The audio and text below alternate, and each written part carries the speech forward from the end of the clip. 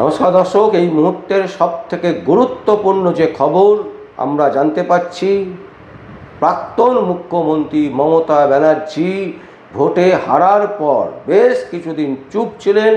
তারপরে হঠাৎ করে একদিন তিনি ভিডিও পোস্ট করলেন এবং পোস্ট করে বিজেপিকে রীতিমতো তুলোধনা করলেন। এখন শোনা যাচ্ছে যেটা, যে আগামী 2রা জুন মমতা ব্যানার্জি এবং অভিষেক ব্যানার্জির নেতৃত্বে তারা পথে নামছেন, রাস্তায় ধর্ণা দেবেন এবং এই ধর্ণার জন্য তারা ইতিমধ্যে লালবাজারে আবেদন করেছেন যে তারা এই ধর্ণা মঞ্চ করতে চান, ধর্ণায় বসতে চান। এবং এই ধর্ণা বসার মূল যে বিষয়, কারণটা হচ্ছে তাদের কাছে তারা বলছেন যে ভোট পরবর্তী যে সন্ত্রাস হচ্ছে রাজ্যে, বিজেপি একেবারে তৃণমূল কংগ্রেসীদের ওপর আক্রমণ চালাচ্ছেন, এর প্রতিবাদে মমতা ব্যানার্জি ধর্ণা মঞ্চ করে ধর্ণায় বসতে চাইছেন। এই মর্মে কলকাতার লালবাজারে তারা চিঠি দিয়েছেন, তৃণমূল কংগ্রেসের পক্ষ থেকে অনুমতি চেয়েছেন এবং সেই চিঠি কি উত্তর আসে সেটা এখনো পর্যন্ত আমাদের জানা নেই। তবে একটা জিনিস বুঝুন, ভোটের আগে কতগুলো চিত্র যদি আমরা দেখি তাহলে দেখব যে বারবার করে শুভেন্দু অধিকারী বিরোধী দলনেতা ছিলেন তখন বিজেপির, তিনি চিঠি দিচ্ছেন কি যে আমরা এখানে মিছিল করব বা আমরা এখানে মিটিং করব, আমরা এখানে ধর্ণা দেব। আর লালবাজার থেকে বারবার করে রিপোর্ট কি আসছে যে ধর্ণা করা যাবে না, এই কারণে XYZ কারণে ধর্ণা হবে না, XYZ কারণে মিছিল করা যাবে না, XYZ কারণে এটা করা যাবে না। এইবার যদি লালবাজারের পক্ষ থেকে চিঠি দিয়ে জানিয়ে দেওয়া হয় যে XYZ এই কারণে এখন কোনো রাজ্যের কোথাও ধর্ণা করা যাবে না, তাহলে কেমন লাগবে মুখ্যমন্ত্রী, প্রাক্তন মুখ্যমন্ত্রী মমতা ব্যানার্জির? খুব ভালো লাগবে বিষয়টা, বলুন। জমে উঠেছে খেলাটা, দারুণ খেলা। যে খেলা আপনি শুরু করেছিলেন, এখন সেই খেলায় শুভেন্দু অধিকারী হাল ধরে নিয়েছেন। মুখ্যমন্ত্রী হয়ে তিনি কিন্তু এখন সেই খেলাটাই খেলবেন। আর আপনার কেমন লাগবে সেই খেলাটা খেলতে? ভাবুন একবার, আপনি কি করেছিলেন? রাজ্যের মুখ্যমন্ত্রী হিসাবে আপনি ছিলেন, তিনবারের মুখ্যমন্ত্রী হিসাবে বাংলার মানুষ আপনাকে মসনদে বসিয়েছিল, আর আপনি বিরোধীদের কোনো স্পেসই দিচ্ছিলেন না। বিরোধীরা কোথাও ধর্ণা মঞ্চ করলে অনুমতি নেই, বিরোধীরা কোথাও মিছিল করলে কোনো অনুমতি নেই, বিরোধীরা কোথাও রাস্তা দিয়ে হাঁটলে অনুমতি নেই। কেন? আর এখন আপনাকে মিছিল করার জন্য অনুমতি চাইতে হচ্ছে লালবাজারে। বুঝেছেন মুখ্যমন্ত্রী, প্রাক্তন মুখ্যমন্ত্রী? চাকা কিভাবে ঘোরে? চাকা কিন্তু কখনো থেমে থাকে না, চাকা ঘুরতে থাকে। আর ভাগ্যের চাকা যখন ঘুরতে থাকে, ঘুরতে ঘুরতে ঘুরতে ঘুরতে একবার আপনার হাতে দেবে বোতাম, আরেকবার অন্য কারোর কাছেও আসবে সেই বোতাম। এখন আপনার হাতে আর সেই বোতাম নেই। শুভেন্দু অধিকারী একেবারে নবান্ন থেকে স্পষ্ট বলে দিয়েছেন, জিরো টলারেন্স, কোনো রকমের কোনো কিছু কিন্তু সহ্য করা হবে না।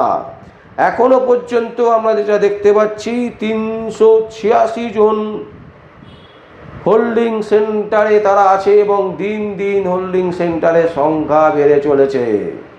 তার কারণ কি?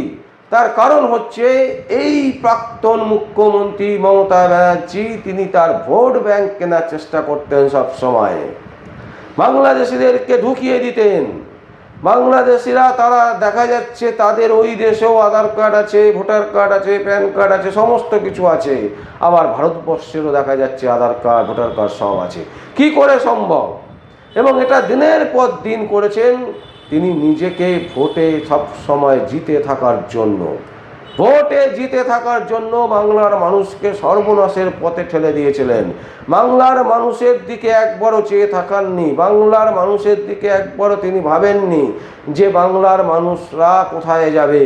তাদের ওপর চাপ তৈরি করে দেওয়া হচ্ছে বাইরে থেকে লোকজনকে ঢুকিয়ে দিয়ে। শুধুমাত্র ভোটে জিতলাম, এটাই কি কাজ ছিল? এটাই কাজ ছিল না।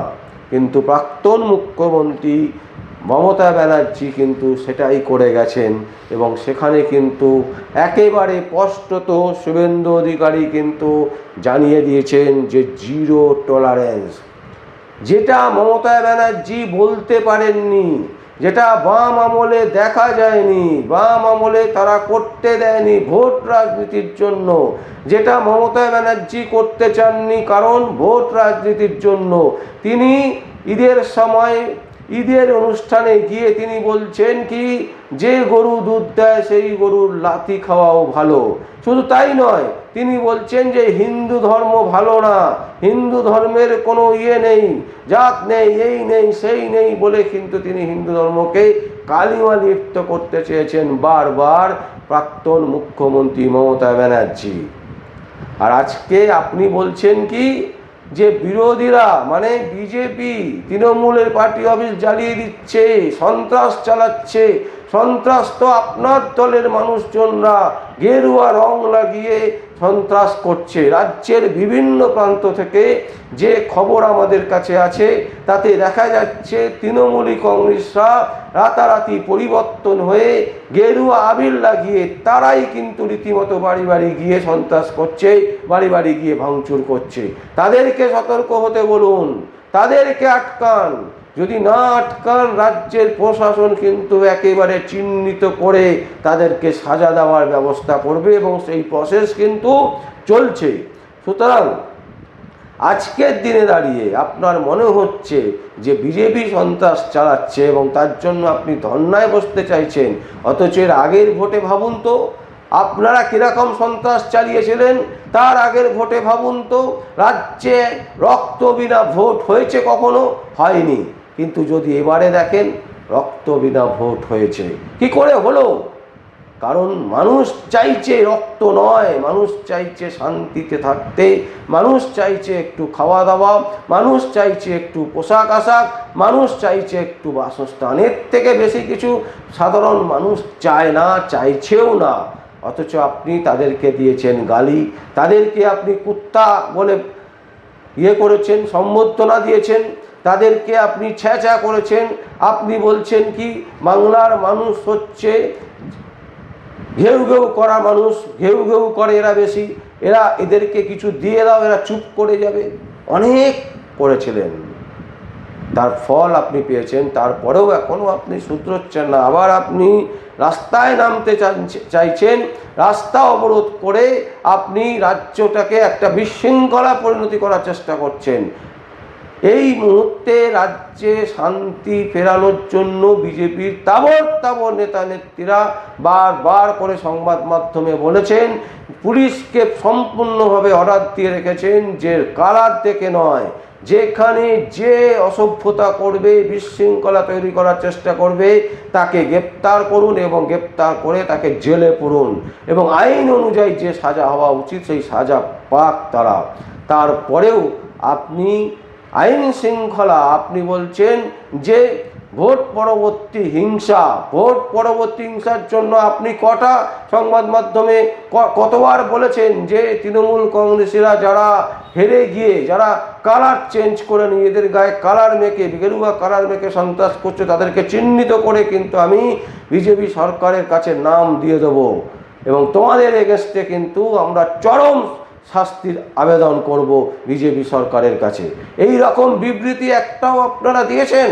এই রকম বিবৃতি আপনাদের কাছ থেকে একটাও এসছে যে আমরা চিহ্নিত করে কোন তৃণমূল কংগ্রেসের কর্মীরা এগুলো করছে তাদেরকে চিহ্নিত করে তাদের নাম জমা করব রাজ্য সরকারের কাছে?